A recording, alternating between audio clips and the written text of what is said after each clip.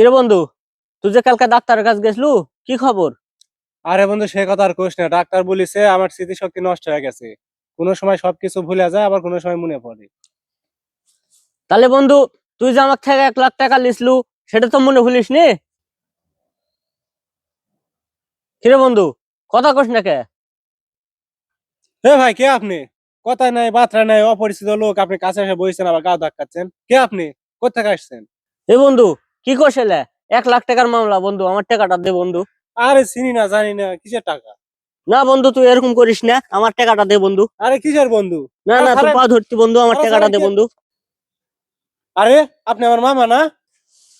এখন তোর স্মৃতি শক্তি মামার দিকে গেছে, মামার সাজে এখন টাকাটা আদায় করা লাগবে। হ হ ভাগ্নে, আমি তোমার মামা, আমার টাকাটা দাও ভাগ্নে। শালার মামা, আপনার কাছ থেকে আমি 2 লাখ টাকা পাই, টাকা না দিয়েই পলায় গেছেন। আজকে টাকা দিয়ে এখান থেকে যাবেন, তাছাড়া ছাড়তেছি না।